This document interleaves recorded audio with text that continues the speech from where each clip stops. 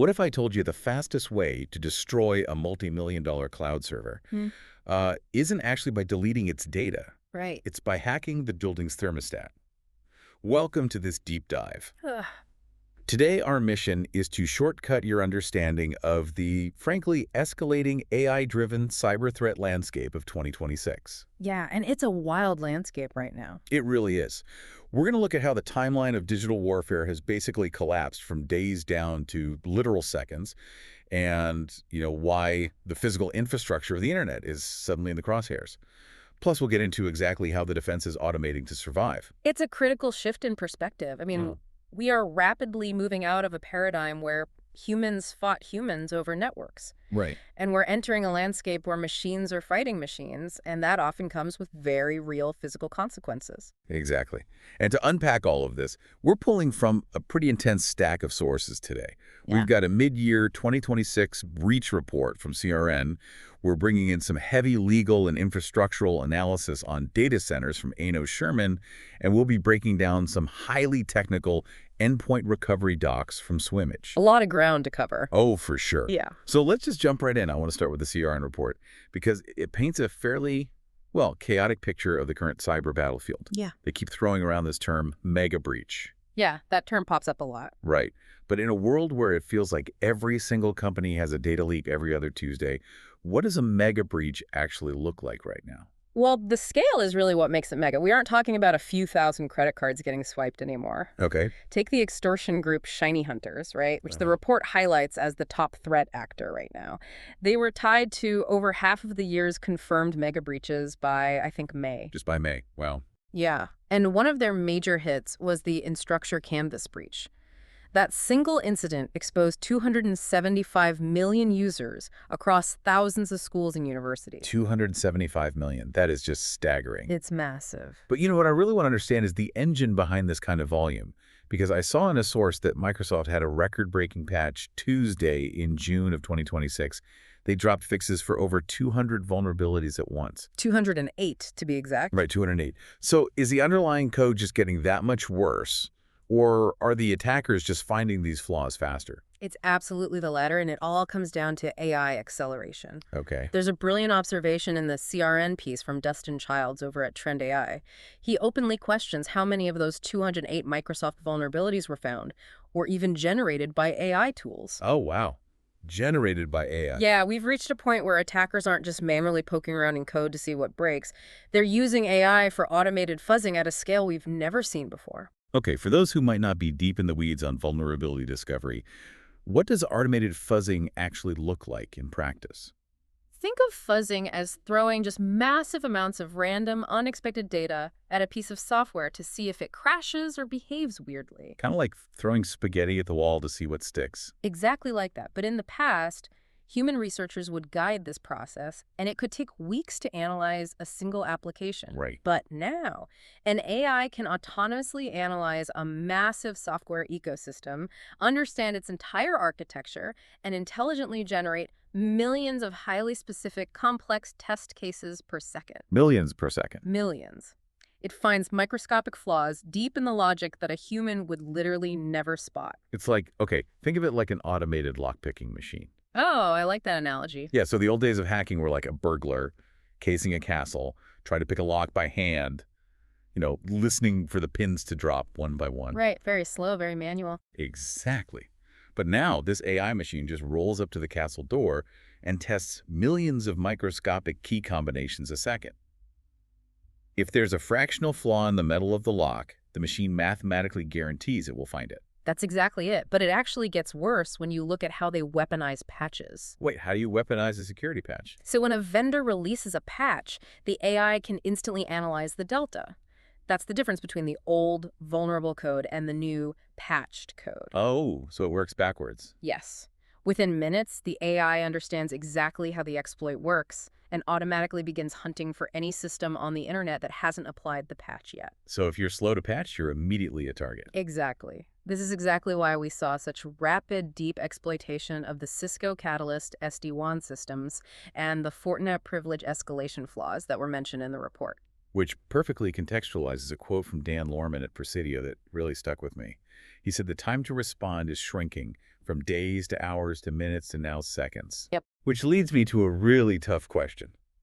Are we reaching a point where human IT teams are just mathematically obsolete in the initial attack and detection And phase? honestly, if we are being totally objective about the mechanics of a breach, yes. Wow. Human cognition is a severe bottleneck now, and AI can discover a zero-day vulnerability, weaponize it, breach a network, and deploy a payload across thousands of endpoints in, like, 3 seconds. And a human literally can't even click a mouse that fast. Exactly. Expecting a human analyst to see an alert on a security dashboard, interpret what it means, take a sip of their coffee, and isolate the server in that time frame is just physically impossible. So we're essentially losing the digital ground war because we simply can't process information fast enough. Pretty much. And this brings us to a fascinating and frankly deeply concerning pivot.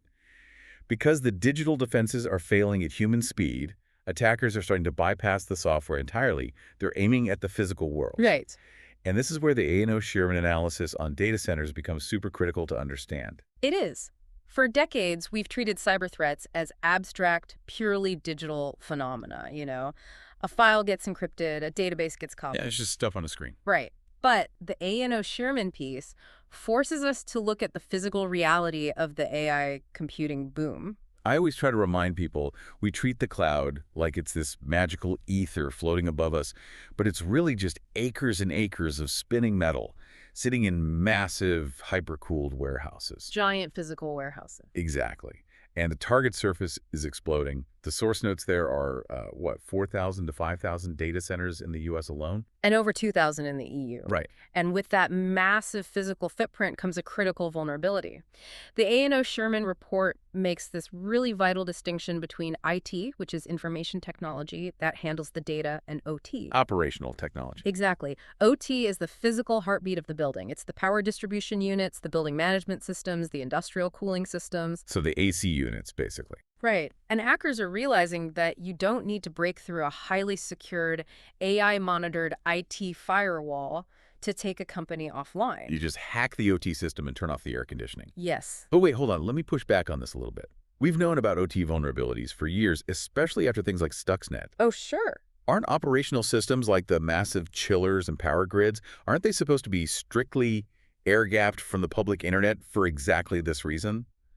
How is a digital attacker crossing over to physical building controls in a modern state-of-the-art facility? Well, that is the billion-dollar question. Yeah. Because the concept of a true air gap in a modern data center is increasingly a myth. Really? A myth. Yeah, these are smart buildings now. For a facility to run efficiently, the cooling systems actually need to communicate with the server racks. Why? Think about it. When a massive GPU cluster spools up to train an AI model, it generates incredible heat, right? Right. The IT network has to instantly tell the OT network to increase the flow of chilled water to that specific aisle.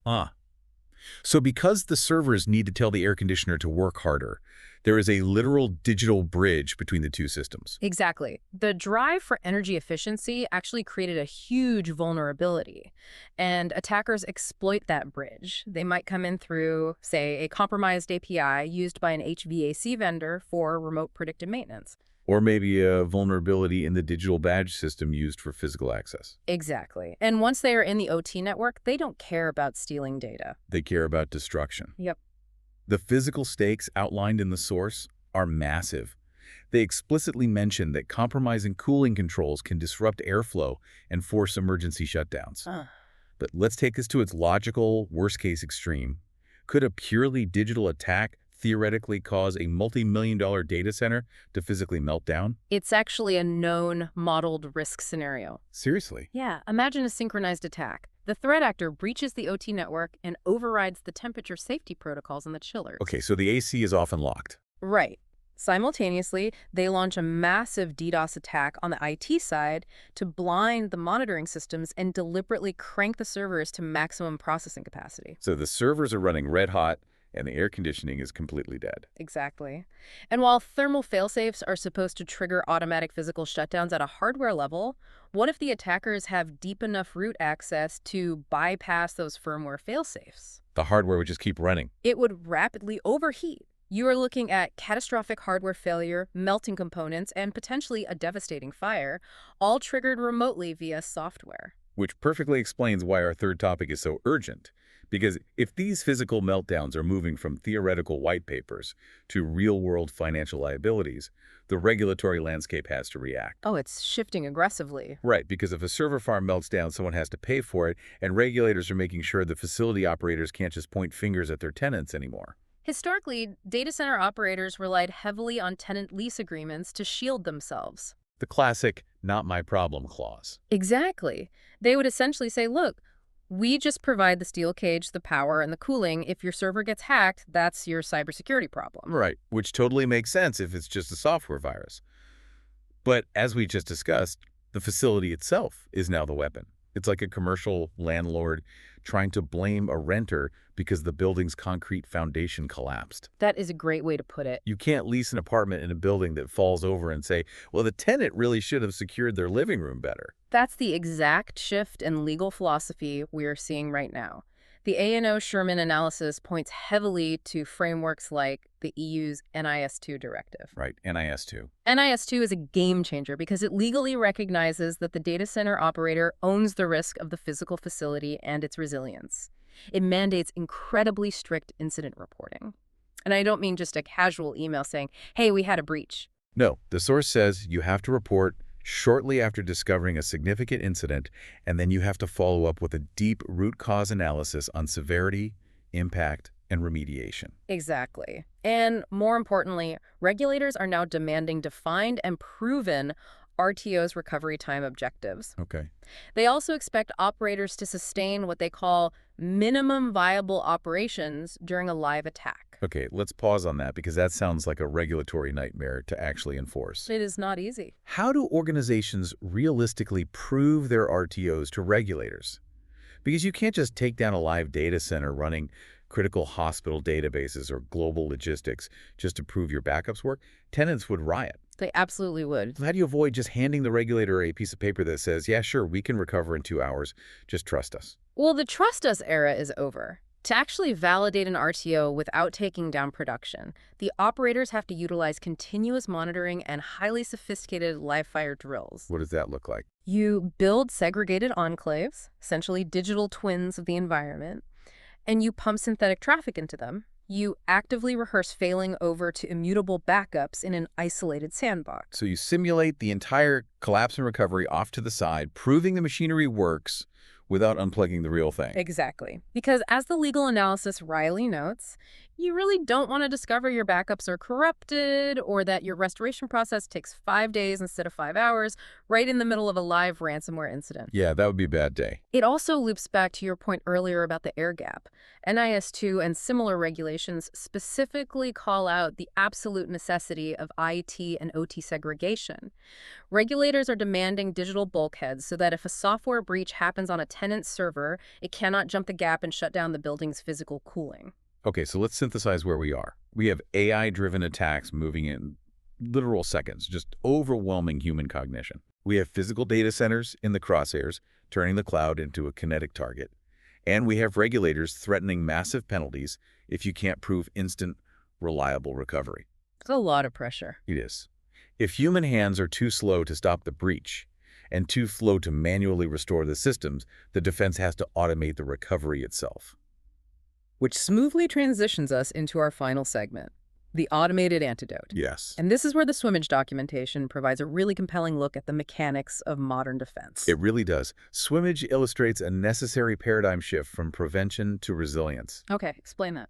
Well, if we accept that prevention will eventually fail against an AI operating at machine speed, then your recovery also has to happen at machine speed.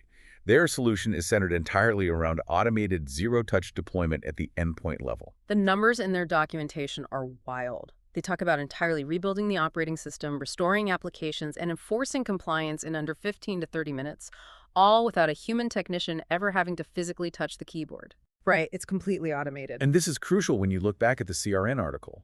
The report mentions the Hundala attack on the medical giant Stryker, which was this devastating data wiping attack. They also mentioned the Dashlane incident, which was a massive brute force attack. Yeah. Swimmage positions its rapid recovery add-in as a preemptive automated defense against exactly this kind of aggressive wiping and ransomware. Exactly. When a system is compromised, instead of IT spending hours negotiating with a ransomware group or, spending days trying to manually clean an infected machine, the Swimmage system utilizes what they call data protect snapshots. How do those work? It automatically triggers a complete rebuild. It wipes the drive at the root level, which effectively executes the malware, and then reconstitutes the OS, the core apps, and the data from a secure point-in-time snapshot. I look at it less like repairing a broken car engine and more like a biological immune system. Oh, that's a good comparison. Yeah, the system detects the compromised cell, completely isolates it, flushes it out entirely, and regenerates healthy tissue from its own DNA in 15 minutes. It just keeps the organism moving. Beautifully put. But here's the part of the Swimmage docs that really made me stop and reread. They heavily feature this offline deployment method. They explicitly state this full rebuild works even if the PC is completely disconnected from the network. Which is absolutely vital for stopping lateral movement. Right. When a severe virus hits an enterprise, the absolute first thing the IT team does is pull the physical or digital plug on the network to stop the malware from spreading to other servers. Right, but that creates a paradox, right?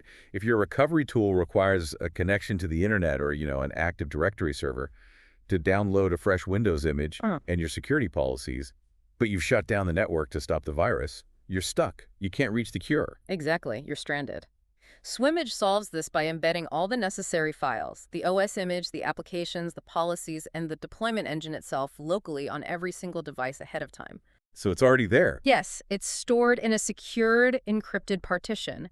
The cure is already sleeping inside the patient. But here's what I don't get. If I'm an attacker and I've used AI to find a zero-day flaw and I now have root access to that machine, I own the operating system, why doesn't the malware just hunt down this hidden recovery partition and encrypt or delete the cure too? That is the crucial architectural detail. It survives because of hardware-level isolation and pre-boot execution environments. What does that mean? When the Swimmage recovery is triggered, it doesn't run inside the infected Windows environment. It reboots the machine into a completely separate, secure pre-boot environment like WinPE or a local BIOS-level boot. Oh, I see. It steps outside of the infected house before it burns it down. Precisely. And furthermore, the recovery partition utilizes immutable storage states. To the infected operating system, that partition either appears as entirely unallocated disk space, or it is physically locked at the storage controller level so that it is strictly read-only. So the malware literally can't touch it. Right. The OS-level malware physically cannot see or write to the partition where the cure lives. When the local engine boots, it accesses those pristine locked files, wipes the infected drive, and rebuilds the system from the ground up entirely autonomously. It creates a zero-trust, resilient ecosystem locally. It doesn't need to ask a server for permission. It just executes the rebuild. Which ensures business continuity, even if your entire core network is down, compromised, or intentionally severed to stop an attack. That is a brilliant piece of engineering. Okay, let's step back and look at the massive amount of ground we've covered today. If you are leading an IT team right now, or even just relying on cloud infrastructure to run your business, the entire architecture of how you view risk basically has to change. 100%. We started by unpacking how AI has fundamentally shrunk the timeline of an attack. Automated fuzzing and rapid reverse engineering have taken the window of response from days down to literal seconds, mathematically overwhelming traditional human defenders. And from there, we examined how this machine-speed warfare is increasingly targeting the physical realm. The actual buildings. Right, the acres of spinning metal that make up the cloud. They were vulnerable not just to data theft, but to kinetic attacks, where a bridged API between IT and OT systems can allow a digital threat to physically overheat and destroy the hardware. Which brought us to the regulatory hammer. We looked at how frameworks like NIS2 are shifting the liability, forcing data center operators to stop pointing fingers at tenants and start proving their resilience through rigorous, tested recovery time objectives and strict digital bulkheads. And finally, we explored the mechanical reality of defending this landscape. With regulators demanding instant recovery and human hands simply being too slow, we looked at tools like Swimmage. We unpacked how highly automated offline-capable recovery using immutable local storage and pre-boot environments acts as a mechanical immune system. Allowing organizations to self-heal in minutes without an internet connection. It's an arms race. And right now, it seems the only way to fight automation is with automation. It is an arms race. And this actually raises a really important question, something for you to mull over as we wrap up today's deep dive. Okay, let's hear it. We've discussed AI autonomously finding and exploiting vulnerabilities at lightning speed, right? Right. And we've discussed automated defensive systems autonomously rebuilding and recovering from them without human intervention. But as these defensive systems evolve to prioritize absolute network survival and mathematical efficiency over human convenience, what happens if an automated defense system calculates that slow, error-prone human administrators are actually the biggest security risk on the network and decides to proactively lock us out of our own infrastructure just to keep it safe? Whoa. That is a deeply unnerving thought to end on, an automated lockout, turning the keys over to the machine just to save us from ourselves. Thank you for joining us on this deep dive.